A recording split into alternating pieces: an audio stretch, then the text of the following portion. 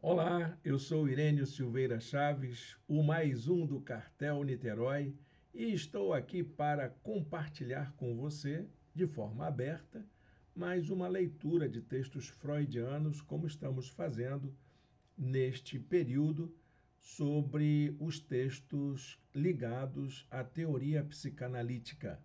Você que quer conhecer um pouco mais sobre a psicanálise, não só para se inteirar, para conhecer mais, mas também, quem sabe, vir a se tornar um psicanalista, vem com a gente. As nossas reuniões acontecem todas as segundas-feiras online, às 20 horas, através da plataforma do Google Meet. Você pode se inscrever. Tem aqui embaixo na descrição do vídeo, bem aqui embaixo, um formulário para você preencher e vir a tomar parte dessa jornada de leituras psicanalíticas. Nós temos uma proposta de uma sequência de alguns semestres, são 2 anos de leituras que nós faremos de textos psicanalíticos, não só de Freud, mas também, posteriormente, de Lacan e de outros pensadores da psicanálise mais contemporâneos. Eu convido você para essa jornada e acredito que, como os demais que têm tomado parte, você terá acesso a um conteúdo bastante criativo, profundo, para o seu próprio aperfeiçoamento, para o conhecimento de si mesmo e para o conhecimento da psicanálise. Hoje nós vamos trabalhar um texto fundador da psicanálise, que é a interpretação dos sonhos. Nesse texto, Freud inaugura, bem dizer, é um texto inaugural, ou, como dizem os teóricos, os acadêmicos, um texto seminal da psicanálise, onde Freud lança definitivamente as bases da sua teoria psicanalítica. E é importante a gente conhecer esse texto, porque é a partir desta obra que nós podemos falar de uma teoria propriamente dita da estrutura psicanalítica, da proposta psicanalítica freudiana. E o começo da psicoterapia psicanalítica está exatamente nesse texto. Nesse texto, Freud explora um aspecto que até então era atribuído a fatores externos, embora a filosofia já vinha desconfiando de que a experiência de sonhos fosse uma experiência do próprio sujeito em relação à sua memória, aos aspectos mnemônicos da sua experiência.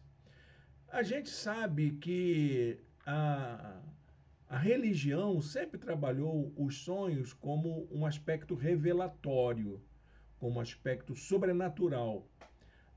Mas eu não quero aqui destruir a sua compreensão religiosa, mas entendo que a abordagem freudiana, a abordagem psicanalítica, ela revolucionou toda essa compreensão. Tanto aquela que a filosofia trouxe, quanto a que a medicina já trabalhava na época de Freud, e também a tradição mítico-religiosa que perpassa essa área, que é a área dos sonhos. Esse livro foi publicado, grosso modo, em 1899, mas foi em 1900 que ele entrou em circulação no mercado editorial.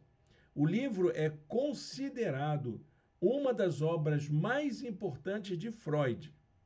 É um marco na história da psicanálise. Então, nós estamos diante de um documento histórico importantíssimo. É claro que muitas das ideias que estão presentes nessa obra foram melhor desenvolvidas posteriormente, tanto que nesta leitura de hoje vamos tentar completar com uma outra leitura de um artigo que ele escreveu um ano depois. Essa obra ela revolucionou a compreensão dos sonhos e o papel do inconsciente, assim como ela lança bases para a psicanálise, influenciando diversas áreas do conhecimento. Então, a psicologia, a literatura e a arte vão se basear nesta obra para poder entender como que a psique humana funciona diante da realização dos sonhos, do trabalho dos sonhos, como ele mesmo diz. O que são os sonhos para Freud? Freud tem uma definição clássica nesta obra. Ele diz que a interpretação dos sonhos é a via régia ou a estrada real para o conhecimento do inconsciente na vida psíquica. Essa frase está na página 604 do livro publicado, traduzido pela Companhia das Letras. Há alguns aspectos que são bastante relevantes nessa obra. Então, eu vou fazer aqui uma relação de tópicos que eu entendi relevantes para nós analisarmos essa obra no que diz respeito ao trabalho psicoterapêutico da interpretação dos sonhos. Como que os sonhos se enquadram, ou a interpretação dos sonhos se enquadra no trabalho da psicoterapia, da análise da condição do sujeito dentro de um trabalho psicanalítico. A primeira delas é que Freud descreve os sonhos como realização de desejos. Observem esse detalhe importante. Freud propõe que os sonhos são manifestações de desejos reprimidos. E estes sonhos, muitas vezes, estão ligados a conteúdos inconscientes. Eles permitem que esses desejos se expressem de forma simbólica, evitando o conflito com a consciência. O que é o sonho, então, propriamente para Freud, dito de outro modo? Eu vou citar aqui uma expressão da página 146 da obra. Trata-se de um fenômeno psíquico de pleno valor, é a realização de um desejo. Deve ser inserido no contexto dos atos psíquicos compreensíveis da vigília. Então, o sonho, ele traz à tona conteúdos que são inconscientes, conteúdos que estão ligados ao desejo, às pulsões humanas e que aparecem à nossa consciência.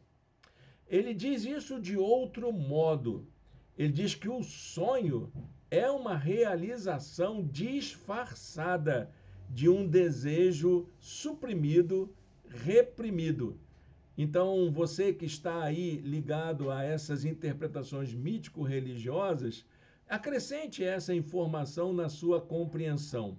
Eu queria dar um detalhe aqui, porque a própria Bíblia, que trata muitas vezes do sonho com aspecto revelatório, como um conteúdo místico ou de mistério, ela mesma diz lá no livro de Eclesiastes, capítulo 5, que é das muitas preocupações que vêm os sonhos.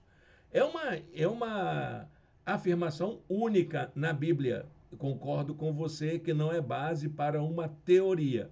Mas o fato de que alguém na Escritura tocou nesse assunto dessa forma, traz à tona o interesse por esse conteúdo interno, esse conteúdo interior que Freud aponta, ligado à questão do desejo.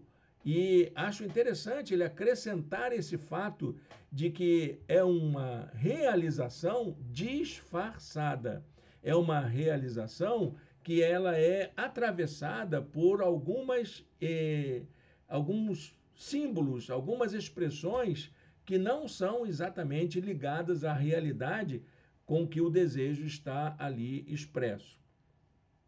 Um segundo aspecto, então, que eu preciso relacionar, assim como Freud fala que o sonho é a realização de um desejo inconsciente, ele também fala que há duas expressões presentes no sonho, que ele chama de conteúdo latente e conteúdo manifesto. Vamos tentar entender essas duas expressões. O que é um conteúdo latente e o que é um conteúdo manifesto nos sonhos. No ato de interpretação, essas duas áreas, esses dois aspectos, dois conceitos, eles são muito importantes. Freud, quando distingue entre conteúdo manifesto do sonho e o conteúdo latente, ele está dizendo que aquilo que é manifesto é aquilo que nós lembramos conscientemente dos sonhos. Então, quando você acorda pela manhã e lembra do que sonhou, aquilo que você lembrou é o conteúdo manifesto. Mas esse conteúdo, ele está ligado a alguma coisa que você não percebeu e que foi aquilo que provocou os símbolos presentes no seu sonho, que é o conteúdo latente, o significado oculto, inconsciente, ligado ao desejo que ali não está expresso. É no trabalho da análise que esse conteúdo latente vai poder ser melhor compreendido e desvelado. Então, a análise dos sonhos busca desvendar o conteúdo latente, revelando esses desejos inconscientes. O sonho manifesto é, por assim dizer, a fachada do sonho. Ele usa essa expressão mesmo, a palavra fachada. Então, o conteúdo manifesto é a fachada do sonho, enquanto o sonho latente é o aspecto oculto que precisa ser interpretado. O trabalho do sonho, então, é o de transformar o conteúdo que é latente e inconsciente em conteúdo manifesto, em conteúdo consciente, que é o trabalho da psicanálise, trazer o inconsciente ao nível do consciente. Por isso que a psicanálise considera a interpretação dos sonhos um dos aspectos fundamentais do trabalho analítico.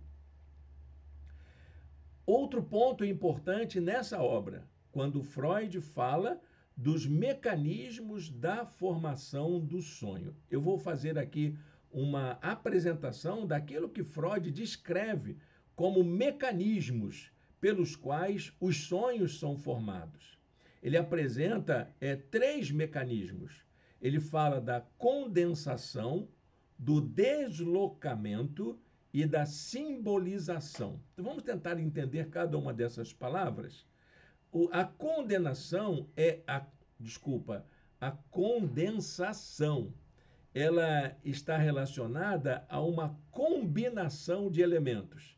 Quando você sonha com alguma coisa, há uma combinação de vários conteúdos que estão latentes no seu inconsciente. Não é um só, mas há uma multiplicidade de informações que precisam ser ali desvendadas. Quando ele fala do deslocamento, o que acontece no sonho é um processo de transferência daquelas emoções inconscientes para aqueles momentos de descoberta, de sonho que você está vivendo na hora da vigília, na hora da sua descoberta do sonho. E, por fim, a palavra simbolização tem a ver com as representações, aquilo que se apresenta como conteúdo manifesto é a representação de algum conteúdo latente, ou seja, é aspecto simbólico. Vamos fazer um resumo, então, disso tudo? Mecanismos do trabalho do sonho. Condensação transfere condensação reúne diversos elementos em um único símbolo onírico. Deslocamento transfere a intensidade emocional de um elemento para outro. E a representação ou simbolização, ela representa ideias abstratas por meio de imagens concretas. Então, esse trabalho do sonho é que faz com que a gente produza significados, interpretações que vão ajudar a desvendar o universo do inconsciente. Outro ponto importante da obra de Freud, que é a interpretação, o processo de interpretação dos símbolos presentes no sonho. Freud explora o significado de diversos símbolos oníricos, como objetos, pessoas, situações. Isso se explica pelo modo de se compreender o pensamento onírico, que é uma ação inconsciente que realizamos durante o sonho. Ele enfatiza que a interpretação dos símbolos presentes no pensamento onírico deve levar em conta o contexto individual da pessoa que sonha, seja acordada ou dormindo. Então, a interpretação dos sonhos, por essa razão, é uma das práticas primordiais do trabalho psicanalítico, na clínica psicanalítica. Por isso que os analistas, os psicanalistas, valorizam tanto a interpretação dos sonhos. Porque ele é o caminho que dá acesso ao inconsciente, para esses conteúdos latentes, que não aparecem na fala, que não aparecem de forma clara na análise, mas que nos sonhos eles acabam apontando caminhos para a sua interpretação. Lembrando bem que não de uma forma declarada, de uma forma explícita, mas sempre atravessada pelas representações e também sempre escamoteadas, disfarçadas através das repressões que nós enfrentamos durante a nossa vida.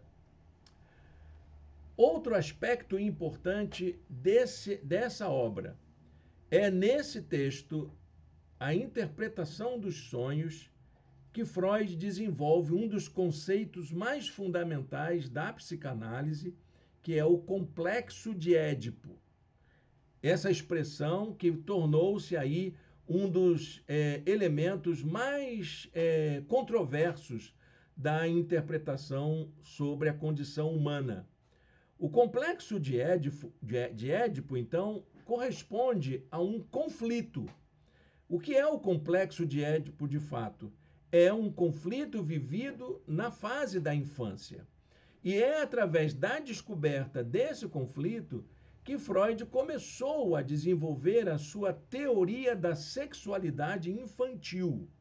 Esse conflito do complexo de Édipo, então, está ligado ao processo de desenvolvimento sexual ou psicossexual da infância. A criança experimenta, então, desejos sexuais pelo genitor do sexo oposto, conforme diz Freud, e desenvolve, ao mesmo tempo, uma rivalidade pelo genitor do mesmo sexo. Grosso modo, é essa a definição do que seria o complexo de Édipo. Esse complexo, ele acontece entre os 3 e 6 anos, logo depois da fase fálica, quando a criança descobre que ela tem uma sexualidade. E quando ela faz essa descoberta, ela também descobre o outro, a sua mãe, o seu pai, e conforme isso acontece, ela desenvolve aversão ou paixão pela pessoa que ele tem ligação mais próxima. O complexo de Édipo, ele é diluído, ele vai ser diluído. E é a maneira como a criança dilui, supera esse complexo, é que vai definir o seu desenvolvimento dali por diante. Então, muitos problemas que enfrentamos estão ligados a esse processo de diluição do complexo de Édipo. Os sonhos, eles revelam como que esse complexo está presente na nossa vida. Eu separei aqui uma citação da página 273 do livro A Interpretação dos Sonhos. Freud diz assim: os pais exercem o papel principal na vida psíquica de todas as crianças, que mais tarde desenvolvem uma psiconeurose.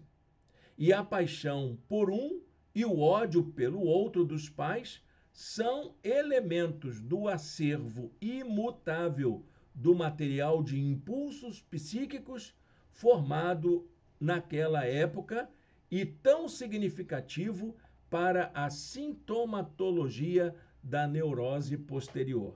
Então, o complexo de Édipo, ele exerce um papel muito importante na formação do sujeito. De onde Freud tirou essa ideia?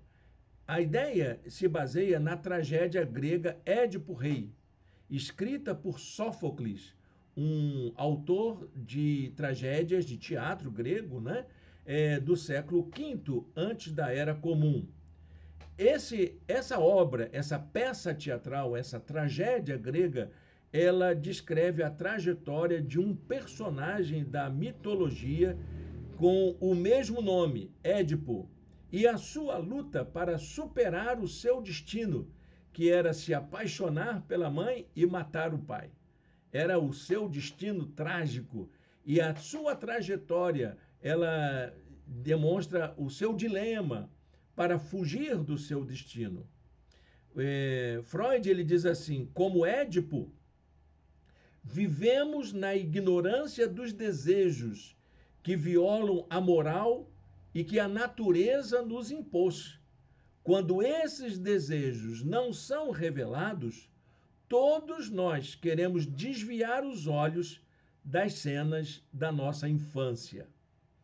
Então Freud ele bota para fora esse aspecto da nossa formação. Somos nós fomos formados assim. Esse complexo acontece em todas as criaturas, todas as pessoas passam por esse processo e superam. Eles superam. Agora, ficam os vestígios dessa maneira como foi superado, como foi vencido esse complexo. E essa maneira, ela atravessa a nossa vida, ela vai sempre causando novos sintomas na nossa existência. Complexo de Édipo, algo que a gente precisa compreender mais profundamente. Por fim, eu queria apresentar um último aspecto desse texto que é muito importante para a psicanálise, que é a forma com que Freud trata a estrutura psíquica. Para ele falar do trabalho dos sonhos, ele precisa entrar no universo da nossa estrutura psíquica. E aí, então, nessa obra, ele desenvolve aquilo que nós conhecemos como primeira tópica. Vou falar um pouco mais detalhadamente sobre isso, porque esse aspecto é muito importante para a teoria psicanalítica. É claro que esse é um trabalho ainda que carece de desenvolvimento, que ele vai trabalhar depois naquilo que nós conhecemos como segunda tópica. Para você entender, primeira tópica é formada pelas estruturas, pelos sistemas do inconsciente, do pré-consciente e do consciente. Essa estrutura vai mais adiante ser aperfeiçoada, vai receber uma nova contribuição da pesquisa freudiana, que vai dar aquela estrutura do id, ego e superego. Nós não vamos falar sobre essa segunda estrutura agora, mas vamos nos prender à primeira tópica, que é relacionada ao inconsciente, o pré-consciente e o consciente. Então, é na interpretação dos sonhos que Freud desenvolve a base da teoria psicanalítica ao descrever essa estrutura da psique. Ele empregou esses termos pela primeira vez para se referir ao modo como os conteúdos oníricos estão relacionados à memória e às experiências recalcadas desde a infância. Ao analisar a questão do esquecimento dos sonhos, a gente esquece dos sonhos, né? Às vezes a gente não lembro como foi. Eu sonhei, mas não lembro. Então, ao analisar esse fenômeno do esquecimento dos sonhos, Freud vê nisso uma forma de resistência que acaba revelando o modo como a psique trabalha as lembranças e até mesmo as censuras que a gente impõe ou que foram impostas sobre nós. São as repressões, os conteúdos recalcados. Então, dessa forma, o sonho está relacionado a um campo desconhecido, que permanece inconcluso e que aponta para diversas direções. Freud ele diz assim na página 537 do livro que estamos analisando: o sonho é um ato psíquico de pleno valor. Sua força motriz é sempre um desejo a ser realizado. O fato de não ser percebido como desejo e suas muitas peculiaridades e absurdos são devidos à influência da censura psíquica que sofreu ao se formar. Além da necessidade de escapar dessa censura, outros fatores que contribuíram para a sua formação foram a necessidade de condensação do material psíquico, a consideração pela representabilidade em imagens sensoriais e, ainda que não regularmente, a consideração por uma aparência racional e inteligível do produto onírico. Então, é a partir dessa ideia que Freud identifica que o aparelho psíquico é formado de instâncias, sistemas, que envolvem um processo. Esse processo parte de um ponto sensível, da percepção, e vai se desenvolvendo a partir de um processo de lembranças, de memórias, que culmina num aspecto que ele chama de motor, marcado por esses traços de memória. A imagem é exatamente essa. Ele apresenta um ponto lá no começo e vários traços, onde essas memórias vão se diluindo, envolvendo-se com outras memórias, até chegar a um ponto de interpretação, de significação, que vai dar a ideia que nós temos que o sonho nos traz. Então, ele vai falar sobre essa associação de ideias que estão presentes no sonho e que são elaboradas a partir da estrutura psíquica do sujeito. Quais são, então, as instâncias que Freud identifica? Vamos anotar direitinho para a gente não esquecer. Temos o consciente, que envolve tudo aquilo que temos consciência num dado momento. Sonhei que a minha casa estava pegando fogo. Ok, isso você tem consciência, é a demonstração que você tem uma consciência, é aquilo que você percebe. Temos também o pré-consciente, que envolve os conteúdos que não estão na consciência, mas podem ser acessados por ela. Então, há lembranças que estão ligadas a esse sonho. Você vai ter acesso a... eles não estão presentes no sonho, mas que você alcança através da sua memória. E temos o nível do inconsciente, que envolve os conteúdos que estão ligados às pulsões, ao seu desejo, ao seu instinto, aquilo que move você, aquilo que você está aí reprimindo na sua vida, através das censuras, através de muitas experiências que fizeram com que esses desejos ficassem recalcados no seu inconsciente. Então, essa obra, essa estrutura, ela é conhecida, então, como primeira tópica, ou o modelo topográfico, porque Freud fala mesmo que existe um lugar na psique, há um ponto na estrutura psíquica onde esses sistemas estão presentes. Espero ter ficado claro, porque é a partir daí que ele vai trabalhar outros textos sobre neurose, sobre tantas outras coisas que estão aí para surgir e que nós vamos fazer a leitura desses textos aqui junto com vocês. No ano seguinte à publicação de A Interpretação dos Sonhos, os editores acharam a obra fantástica, realmente foi o primeiro trabalho produzido para essa área, nunca ninguém tinha chegado a esse ponto de interpretação. Posteriormente, outras obras surgiram, mas sempre ligados a essa linha de investigação que Freud apontou como um caminho para o acesso aos conteúdos inconscientes, reprimidos, recalcados na condição do sujeito. Então, os editores acharam que Freud poderia publicar uma obra menor. É uma obra grande, a Interpretação dos Sonhos, a primeira vez que eu li, ela tinha 4 volumes. São vários itens em que ele desenvolve em cada item como se fosse um volume especial. São 7 capítulos enormes que vão sendo destrinchados ali por Freud em vários desdobramentos. Então, era um trabalho cansativo para pessoas comuns lerem e que seria importante todas as pessoas terem acesso a essas descobertas. Então, os editores pediram que Freud escrevesse um resumo que ficasse assim mais fácil para as pessoas entenderem.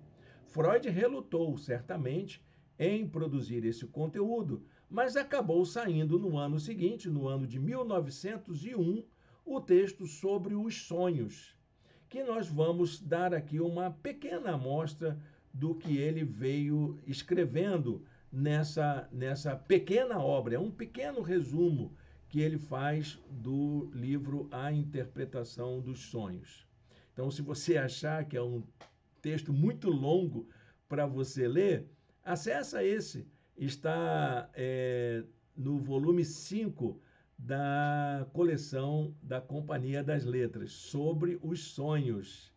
Ele ali desenvolve a ideia de que os sonhos são construções psíquicas próprias do indivíduo. Elas são nossas, elas não vêm de fora, elas não são influências externas, divinas, espirituais, etc. Elas são experiências nossas, ligadas a conteúdos da nossa psique, da nossa personalidade. São desenvolvidas, então, essas ideias num tom mais fácil de entender, em uma conversa coloquial, como se fosse um trabalho didático.